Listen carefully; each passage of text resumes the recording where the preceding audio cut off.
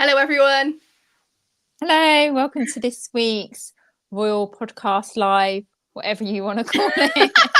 know. What do we call it? Welcome to Keeping Up with the Windsors, and these are our live shows. So this is literally where we chat in real time about the royal family. Now, Rich, we've been following the royal family for what, about 4 years now? It's been a long time. We've got a podcast, an Instagram, and also a YouTube channel in which we talk about the royals, and it's so lovely to share it with you all, royal community, and to give you just like a little synopsis of what's happened this week, because we've got a bit of a highlights, haven't we, Rach, about what the engagements have been this week. Yeah, and just to carry on what you were saying, Shell, 4 years together, as in we've been talking about the royals to the royal community, talking about the royals. But we're actually, I mean, me in particular, I'm a lifelong fan of the royals. Yeah. I've been royal watching since I was a kid, so my love of the royals has just grown throughout the years, and I've followed them. And when we became friends, we realised that we had a mutual love for them, didn't we? Absolutely. And I think as well, we love history and we love fashion. So for us, both of those, like three of those things, like really combined. And so I think in a way, that's also one of the things that have kept our friendship going for such a long time, that we've had so much in common. And, Mm-hmm. if we're not on YouTube talking about the royals or on the podcast or whatever, we're chatting on the phone, aren't we? So it doesn't really matter. So royal community, thank you so much for being here and joining us in our royal discussions. If you like what we do here and you are watching on YouTube, make sure you subscribe. And if you're listening on our podcast, you're more than welcome to follow us along. We've got loads and loads of episodes on the podcast, haven't we, Rach? So head back into our archived episodes and listen to some of those. Today, we are chatting about all things Remembrance Sunday, but also, Rach, we saw the Princess of Wales. She was back on the balcony. On the balcony, was this a Well, yeah, this I kind of not on balcony at Buckingham Palace, but it was kind of like it to me. It reminds me of the balcony as they walk out, right? Because her and Sophie were on there, so I guess I say balcony, but I don't really mean it.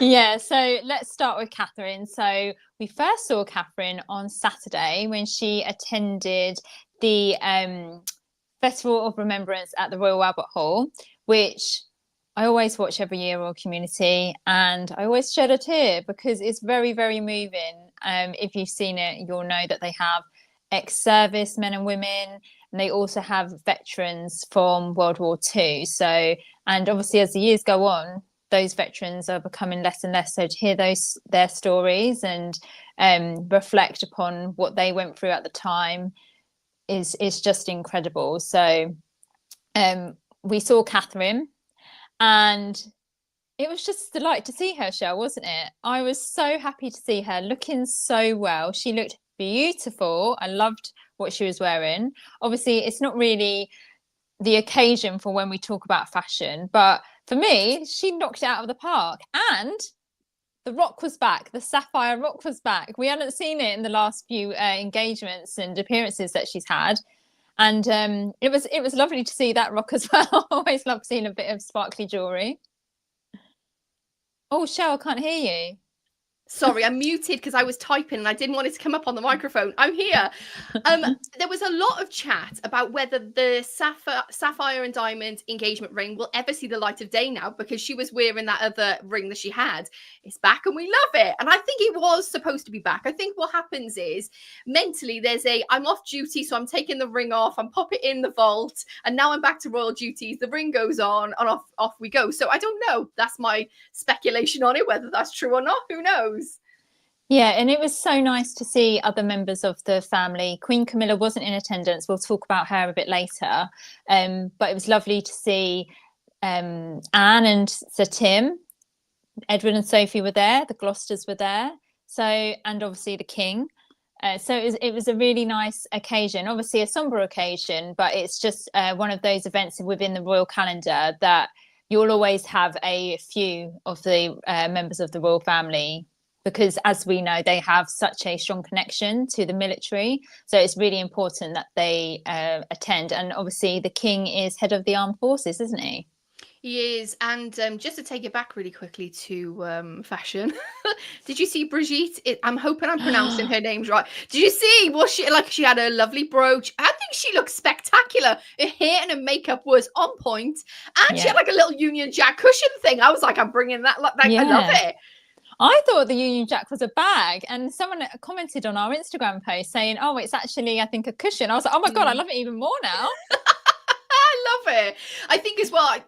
I think I might have seen that they was being sold by the British Legion, which is who raises money for the Poppy appeal. And yeah, I honestly, she was such a surprise. She looked fabulous, absolutely fabulous, as did Catherine, obviously. But like you said, Rach, going back to it, they are head of the armed forces. It is a massive occasion in their diary, and it was, like I say, as you know, Rach, it's always a cry fest when you watch it, because it's just really sad. It really is. It really is. It really is. And then on Sunday, we saw the same members of the family attend the Cenotaph, the ceremony there, which they have every year. And this is the balcony that you were talking about, Shell. Yes, this is the one I'm talking about.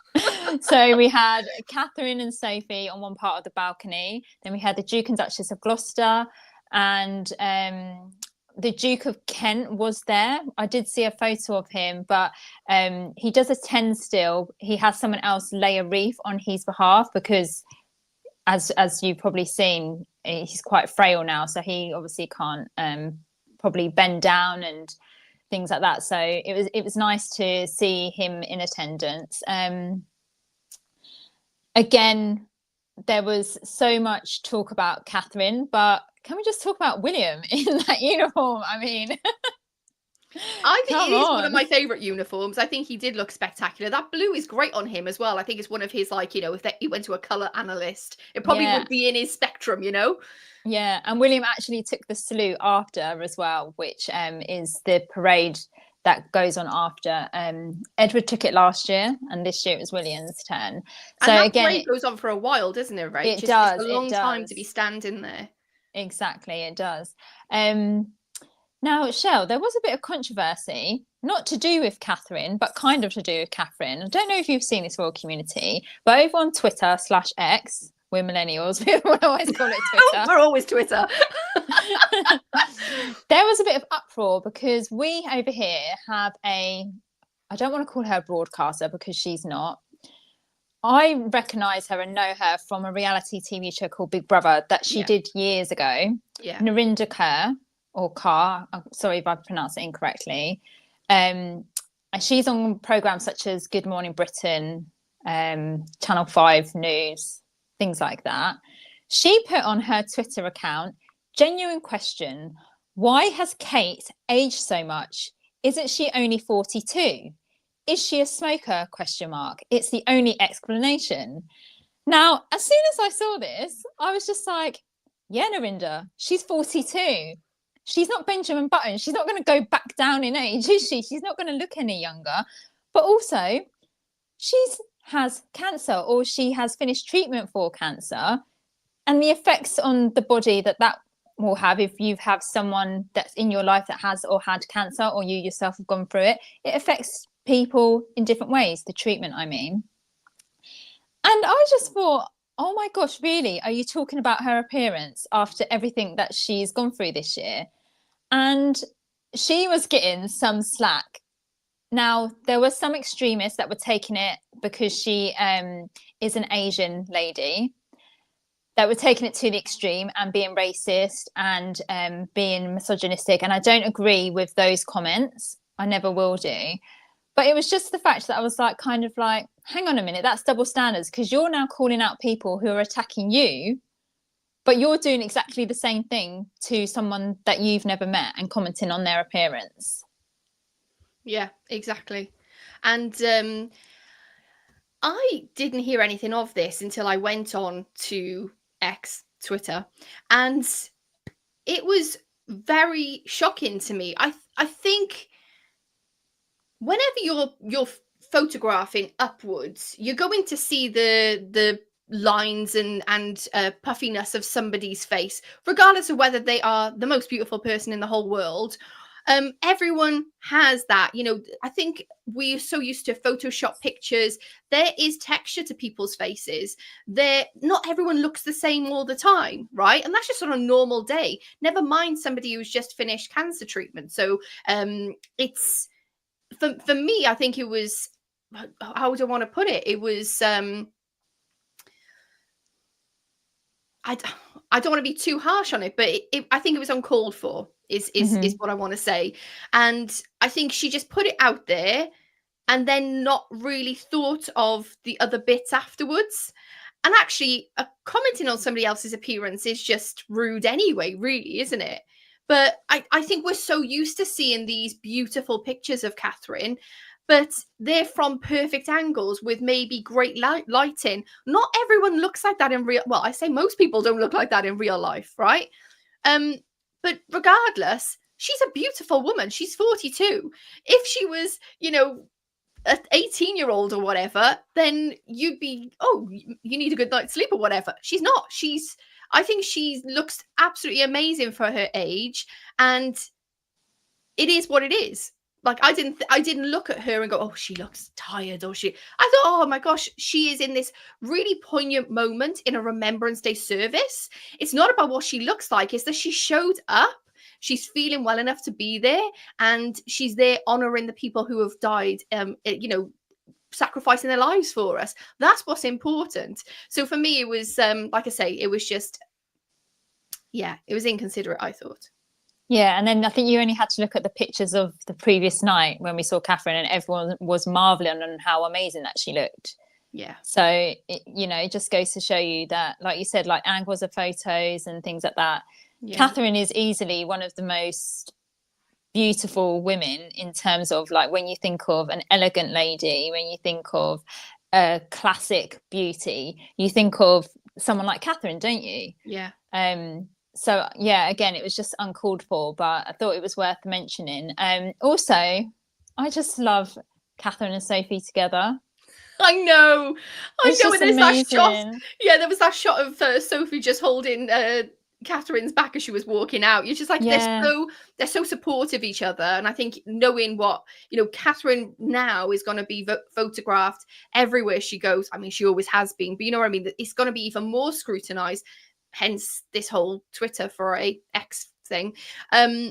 Yeah, I do love their connection, and it's always evident actually their connection when they're waiting outside the church for Order of the Garter, because they always wait together, and you just see them kind of like chatting, and they've got a really good connection.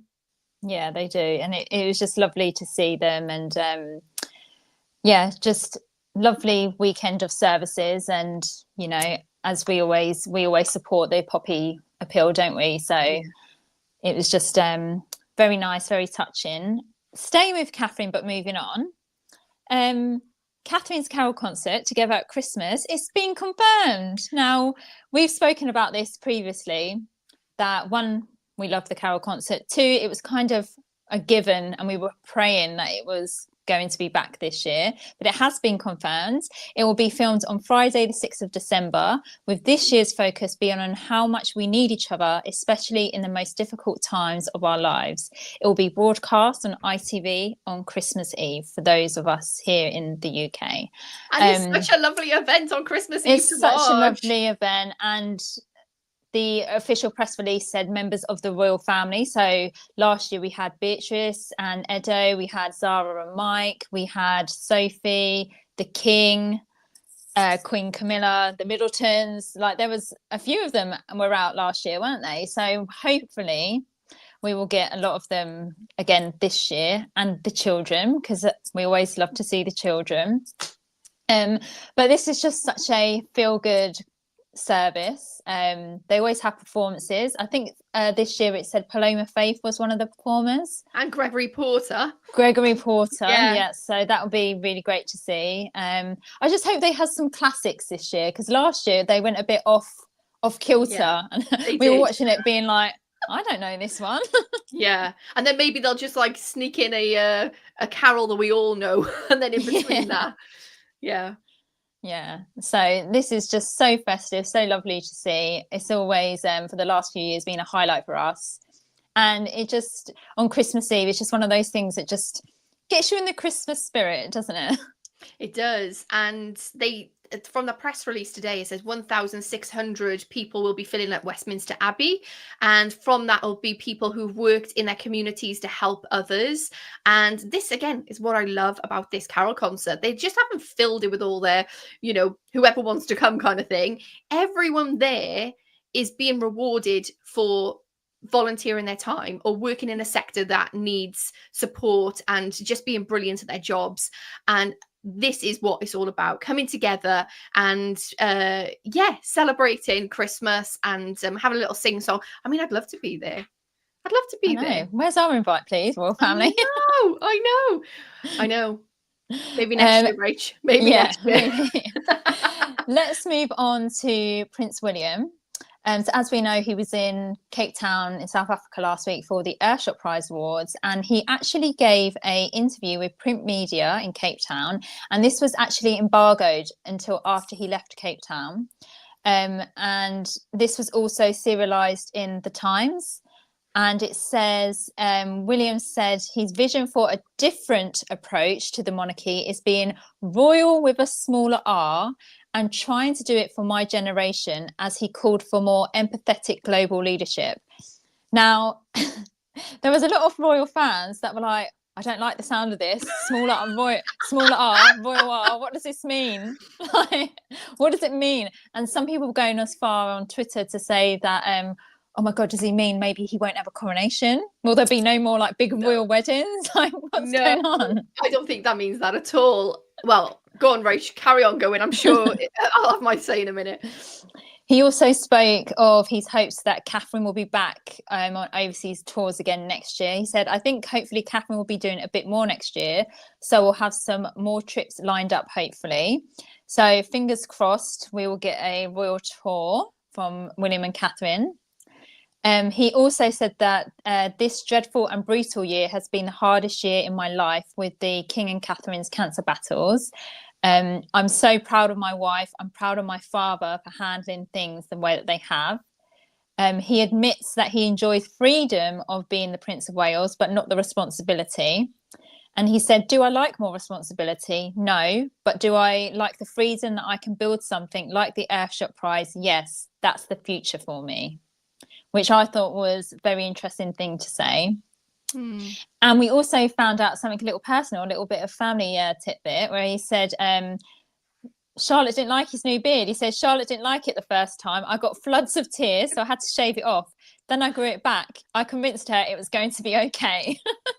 I was the same with my dad. If he changed anything, I'd be like, I don't like it. Even though he looked fine, I was like, I don't like it because you don't look dad now. And then I get used to it, like, oh, it's fine. And same with my mum. Oh my gosh, when in the 80s she had a perm and I just cried because I was like, you're not my mum anymore. How dramatic. I'm with you, Charlotte. I'm with you. It makes sense, doesn't it? That well, okay, let's go back to the little R then, Rach. What do you think he means by that?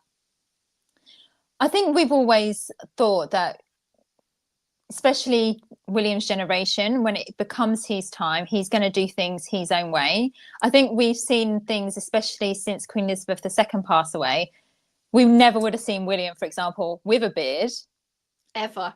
If the Queen, when the Queen was around, we had that whole debacle in Harry's memoir Spare, didn't we? When he was talking about that he wanted a beard for his wedding and that he kind of had to get approval for it. And him and William actually had a bit of an argument because William wasn't allowed to have a beard. So there's always been things like that where I think now that we've come into this new reign, and when it's William's time, we're going to see things, a bit different, probably more modernized.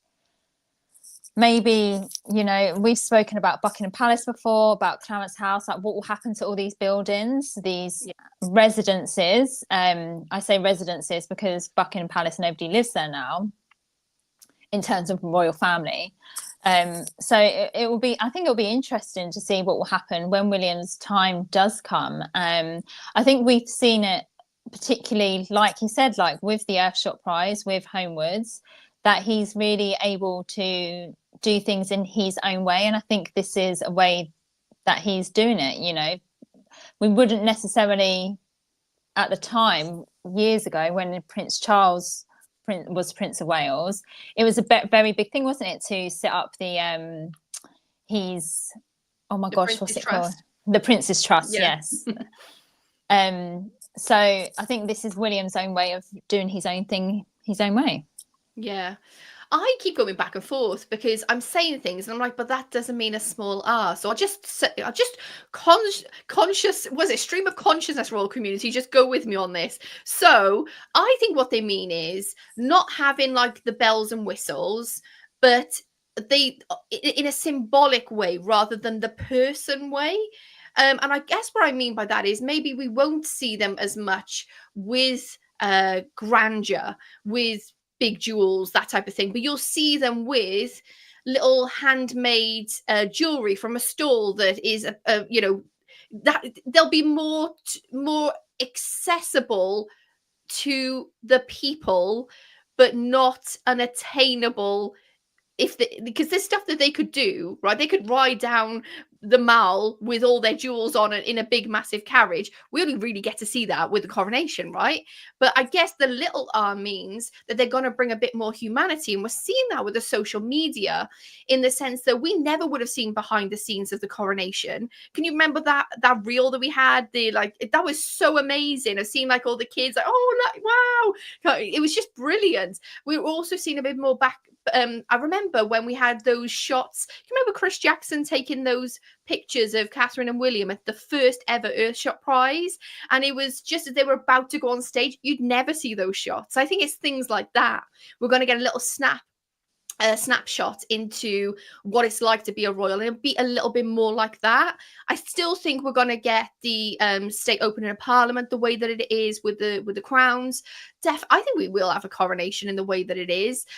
Maybe I think probably in a similar vein to the King, because he changed it around a little bit. I think it'll probably be the same, but they didn't actually have tiaras, did they? No. I'm just trying to think. They didn't have tiaras, so maybe they will not go with tiaras with the coronation.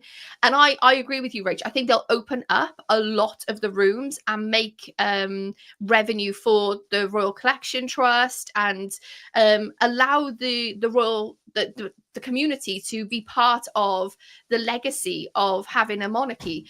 And we saw that with the Tower of London. I think they were giving out, and it might have been another royal place, they were giving out free places to people who were on benefits here in the UK. And I think it's going to be things like that, really small changes that won't massively make a change to how we see the monarchy, but they'll just be really homegrown kind of organic things. Does that make sense what I'm saying? Because I mean, I don't think we'd ever have that cancer video that, you know, with the progress of Catherine's cancer journey beforehand. So I think that's what they mean by little r. But maybe I'm not really explaining myself well, but that's all I got. That's all I got, Royal Community. Yeah, it would definitely be interesting to see what happens over the next few years with William and Catherine. So yeah, let's finish off this week's episode talking about Queen Camilla. Yeah. As I said at the beginning of the show, she missed this year's Remembrance events. Buckingham Palace, in a statement, said, following doctors' guidance to ensure a full recovery from a seasonal chest infection and to protect others from any potential risk, Her Majesty will not attend this weekend's Remembrance events. While this is a source of great disappointment to the Queen, she will mark the occasion privately at home and hopes to return to public duties early next week. And she has returned to public duty. She hosted a reception at Clarence House for this year's Booker Prize nominees, where she actually said herself that she was on the mend and that these things take time. And tonight she's at a reception at Buckingham Palace with the King. She was meant to attend the Gladiator 2 premiere with the King this week. I think that might be tomorrow night or Friday night. Is that a weird film for him to go to see? I don't know. I'm thinking like Bond and stuff like that, but Gladiator 2, is it that big? I think it's because it's one of the biggest releases this year. So it's always a November release that a royal so William and Catherine have been before. This time it's the King and Queen Camilla, but as I said, Queen Camilla will not be attending. It will just be the King attending. So she looked fine, but obviously she's just taking it step by step, and she's in her 70s, so good on her for coming out and just getting on with it, really. And Rach, if there's one thing they do not miss Remembrance Sunday. So she must have been really poorly for her to have missed those engagements. And I think it was a chest infection, wasn't it? Chest infection, yes, yeah. They take a while to go, and like you said, it's better for her to have the rest and know that she's back to normal than trying to plow along. But like I say, to miss a Remembrance Sunday is quite significant. So lovely for her to be back, though. I'm glad that she's feeling well enough to be back. And this engagement tonight looks exciting, actually. I saw they were doing some live streams of people entering it. I was like, okay, all right, I'll watch that after I finish this live. So yeah. And I haven't had the opportunity to watch it yet, but I do want to watch her documentary, her show that she's had on this week about the domestic abuse. Yeah. I'm the same. I haven't seen that yet, but I think maybe we'll have a little chat about it next week, is it? Yeah, if we get the opportunity to watch it, definitely. Yeah. So also we've seen Sophie and Edward on a few engagements this week. And it was lovely because last night over here in the UK, we have a charity called Children in Need. And every year we have a big fundraiser that's on. You're going to make me cry, don't. And it's this Friday. And it's a fundraiser that literally raises millions of pounds each year for children in need here in the UK. And this year they have kids with different disabilities. There was one young girl, she was on the One show last night, and Sophie actually was with her walking up the Great Mile, isn't it? Yeah, the Great Walk from to Windsor Castle. And Sophie even said, like, it's so intimidating because it's just a straight line, so you can't you can see the castle and you're like, when is it going to end? Yeah. So for somebody that has difficulty walking, it's really hard and really tough, but this young girl was just so brave and she just kept at it, and it was just so great when she crossed the finish line and Sophie was with her. So that was just lovely to see. So yeah, that was a bit of Sophie news this week. I loved it. I thought it was such a wonderful way to support a little girl that's doing a tremendous thing. And that is an imposing walk. It really is. It's long. Sometimes you don't even you see the end of it. Like you can see the concrete, be like, people look like little matchsticks at the end, right? So just amazing. And we'll put a link in the description if you want to donate to Children in Need. Feel free. Everything we talk about during our Keeping Up with the Windsors chats will always be linkable there for you to have a look as well. So yeah. And also a quick mention of Buckingham Palace. If you are in the UK next summer, tickets have already gone on sale for next year's summer openings. Go So yeah, that's and you also, do you remember there was that tour of the newly renovated East Wing? Yeah. They're doing the same. And also there is a tour where you obviously have to pay a bit more money for this. You can go through the actual gates of the palace, like, yeah, gosh, really, and you get to go to the East Wing, and you have like an actual proper guided tour through it. So I was just like, how much is this? Because everyone looks at the people who go through those gates like, who are you? And how do you know the king? Yeah, and they said it will be the first time you'll be able to see the room that the royals go into when they're going to appear on the balcony. Oh. So you can kind of like recreate. Obviously, you can't go on the balcony, but no. Yeah, can you imagine being like a visitor and all of a sudden the doors start opening? You're like, what's going on up there? Who's that? It's me. Oh gosh. Oh, love it. And we did say about going to see go on the tour to the East Wing. It was quite expensive last year, wasn't it? I'm assuming it's going to be roughly the same price, but I think now knowing more about it, it's probably worth giving it a go, since obviously we what's the word? I've literally lost my trail of thought. Well, we haven't seen. We've been to Buckingham Palace many times, and once you've seen the staterooms, you kind of seen them, haven't you? Because we've been there so many times. We know what the rooms look like. But going to the east rooms, the east wing, that would be great to see, because we've never ever seen those. So that is definitely on our list to do. Just, I think got to save some pennies. It's probably worth to do that exclusive tour. It's like you said, once you've done everything, and we've been there more than a few times. It's nice to have more rooms available, so us Royal Community fans can actually go in there and geek out. So looking forward to that. But maybe we should get our tickets, Rach. We'll have a chat offline. Also as well, I just really enjoyed the variety of engagements this week. We've had a lot of things come in, really important stuff, others like really tongue-in-cheek things. I've just really enjoyed following the Royals this week. So yeah, and it's been so wonderful to see Catherine back. Yay! It has. We've only got another few weeks until we see her again. So yeah, absolutely. Royal Community, thank you so much for being here. Thank you so much for watching. And we have got our VIP Royal Community chat tomorrow, haven't we, Rach? We're doing our Zoom call. So if you want to be a part of that, there is a link in our homepage on YouTube, and I'll pop a link in the comments, and you can head on over to Ko-fi and join our monthly membership, which we absolutely love chatting to our Zoom VIP community members over on Zoom. So yeah, if you want to join us, you're more than welcome to. And I think we will leave it there, but we did have a few comments. Are you ready, Rach? We're going to start with Carrie.